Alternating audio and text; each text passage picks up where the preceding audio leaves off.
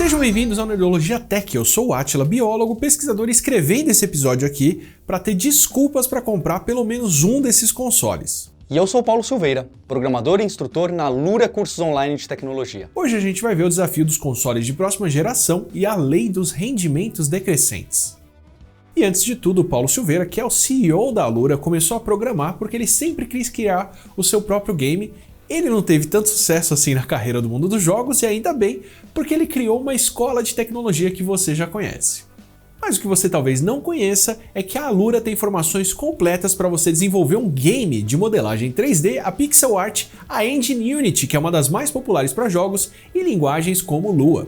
É um mercado difícil, mas se você tem essa vontade, é uma porta de entrada incrível para a programação de uma forma, começando com muito gosto. Então aproveita o desconto de 10% em alura.com.br/promoção/supertech. Enquanto a Nintendo segue sendo a Nintendo e lançando consoles que não competem entre os mais potentes, mas sim entre os mais divertidos, a Microsoft e a Sony vão para a batalha no final de 2020 para lançar os consoles mais brabos que a gente já viu, como o Xbox Series X e o PlayStation 5. Mas a disputa entre elas não vai ser uma disputa só de especificações, mesmo porque elas são até parecidas e provavelmente o salto que a gente vai ver não vai ser tão impressionante quanto gerações anteriores já deram. É só comparar, por exemplo, o que foi o salto do PlayStation 2 para o Play 3. Medindo a capacidade em cálculos por segundo, os flops, o PlayStation 2 lançado em março de 2000 tinha 6,2 gigaflops, o suficiente para ainda ser o console mais popular do mundo, com 155 milhões de unidades vendidas. E o Xbox, que foi lançado um pouquinho mais de um ano e meio depois, já tinha 20 gigaflops, 3 vezes mais, ou seja, mais potência para rodar jogos mais complexos. Medir os cálculos por segundo em flops não necessariamente é a melhor comparação de consoles, já que eles dependem dos jogos que recebem, dependem de uma boa programação para poder transformar essas contas em gráficos bonitos, e tem muito jogo bom que não depende de gráficos hiperrealistas que usam muita conta, como é o caso do Dead Cells, que eu logo mais vou voltar a jogar porque já soltou mais atualização. Mas o salto para o PlayStation 3 foi tão grande que vale comparar as contas. Lançado em 2006 com o processador Cell da IBM, ele fazia 230 gigaflops, um salto de mais de 10 vezes em cima da geração anterior, além de ter os primeiros leitores de Blu-ray. O preço inicial era de $500, o que era mais alto que o Xbox 360 e mesmo assim dava prejuízo para a Sony. Ele era muito caro para um videogame, mas no fim era barato para um computador com a capacidade de processamento que ele tinha. O Play 3 foi interessante para montar supercomputadores. Era só instalar Linux, colocar todo mundo perto e os pesquisadores tinham computadores para correr simulações e quem sabe jogar um GTAzinho. Em 2010, o supercomputador Condor Cluster da Força Aérea Americana chegou a ser o 35º na lista dos mais potentes, com 1.716 Playstations e 1 petaflop. Junto com o Xbox 360 e seus 240 gigaflops, os dois consoles deram o maior salto na qualidade dos gráficos naquela geração.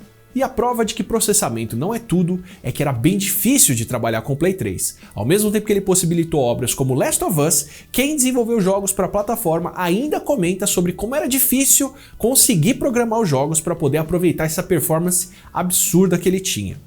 Em 2013, o Xbox One chegou a 1.310 gigaflops ou 1,3 teraflops, junto dos 1,8 teraflops do PlayStation 4. Nessa geração, o foco foi mais para o desenvolvimento dos jogos e de uma comunidade de gamers interessados do que para um console que era lá um computador absurdo. Os dois tiveram que ser atualizados para poder rodar gráficos em 4K, HDR e realidade virtual, chegando aos 4,2 teraflops do PlayStation 4 Pro em 2016 e os 6 teraflops do Xbox One X. Outro salto com muitos teraflops, mas que não acrescentou tanto assim na diferença de gráficos. Pelo menos não tanto quanto as gerações anteriores avançaram, porque a gente começou a entrar na lei dos rendimentos decrescentes, que é quando você começa a gastar cada vez mais para ter um ganho cada vez menor. Nesse caso, gastar mais computação para ter uma resolução um pouco maior, texturas mais ricas, um jogo que carrega um tanto mais rápido. E isso fica mais claro conforme a gente vê as especificações do PlayStation 5 e do Xbox Series X, como vão numa direção de um ambiente mais envolvente, mas que não vão ganhar tanto assim em imagem que vai fazer uma diferença nos nossos olhos. Em comum, os dois já estão se preparando para a próxima resolução no mercado, os dois vão entregar até 8K de resolução, o que a gente mal começou a ver inclusive. Uma tela ou uma imagem em Full HD tem 1920 pixels de largura por 1080 de altura. Já as telas em 4K duplicaram a resolução, tanto na largura com 3840 pixels, quanto na altura com 2160. Então são 4 vezes mais pixels de informação visual. Agora com as telas em 8K, tudo dobrou de novo. São 7680 por 4320 criados para fazer uma imagem. E se a geração atual já tem trabalho para criar imagens em 4K, imagina ter que produzir 4 vezes isso. Em compensação, esse ganho de imagem que a gente teve mudando de uma resolução baixa para Full HD já não foi tão grande quando mudou de Full HD para 4K e já não vai ser tão perceptível ainda chegando em 8K, mesmo tendo que desenhar tantos pixels a mais. A maior diferença na nossa vida, inclusive, pode estar mais em rodar 4K a 120 frames por segundo do que perder frames para renderizar 8K. O que mais vai fazer diferença para as pessoas jogando provavelmente vai ser os 4K a 120 frames por segundo e os dois consoles devem conseguir essa performance. E outras capacidades gráficas. A GPU Navi da AMD deve ser capaz de fazer ou pelo menos simular o Ray Tracing, que a gente já explicou por aqui, então texturas, reflexos, oclusão de luz e luz ambiente devem aparecer e fazer uma boa diferença na cara dos jogos que estão vindo por aí. E com tantos frames por segundo, a vida deve ficar boa, principalmente para quem for jogar com óculos de realidade virtual que são praticamente garantidos de aparecer, pelo menos para o PlayStation 5, já que a Sony já tem o PSVR para Play 4 e é uma questão de esperar o próximo aparecer. E eles usam esses frames a mais para corrigir a tontura. Já a Microsoft tem falado que não tem muita demanda para óculos VR para o Xbox. E com o áudio, as duas plataformas também estão empolgadas. Com nomes e técnicas um pouco diferentes, os dois, PlayStation e Xbox, devem ter um áudio 360 que vai tornar a experiência de jogar de fone bem mais rica do que jogar, por exemplo, com o som da TV. E para isso, aumentando ainda mais o passeio da AMD em cima da Intel desde o lançamento dos processadores Ryzen e depois dos 7 nanômetros, os dois consoles vão ter um processador Zen 2 de 8 núcleos da AMD, com 3,5 GHz no PS5 e 3,8 no Series X, o que dá uma diferença de 10 teraflops para 12 teraflops entre as placas gráficas deles, que também é da AMD. O mais provável é que o Xbox tenha condições de gerar gráficos melhores. Como eles vão fazer para aproveitar essa computação toda, ainda vai depender mais dos jogos, na verdade, do que dos consoles em si. Também porque quem deve fazer muita diferença nos videogames são os SSDs que vão vir nos dois consoles, não só para carregar o jogo mais rápido, mas também para dar conta de alimentar e aproveitar todo esse processamento gráfico que eles vão ter. Tanto a Sony quanto a Microsoft vão usar SSDs customizados bem rápidos e a leitura do PS5 parece ser um tanto mais rápida. Agora, se é um processador mais rápido no Xbox ou a leitura e a escrita na memória do PlayStation que vão gerar os melhores jogos, eu vou ter que testar para descobrir. E um recadinho rápido, dia 12 de setembro está chegando, é o dia 256 do ano, que é o dia da programação, e durante toda a semana a Alura vai realizar o evento Imersão Carreira Tech para falar com experts brasileiros em desenvolvimento de software. Corre porque as inscrições vão só até o dia 6 em alura.com.br/imersão carreira tech. E nesse episódio aqui, sem livros, mas com muita vontade de jogar, vamos direto para os comentários do Nerdologia Tech sobre High Frequency Trading.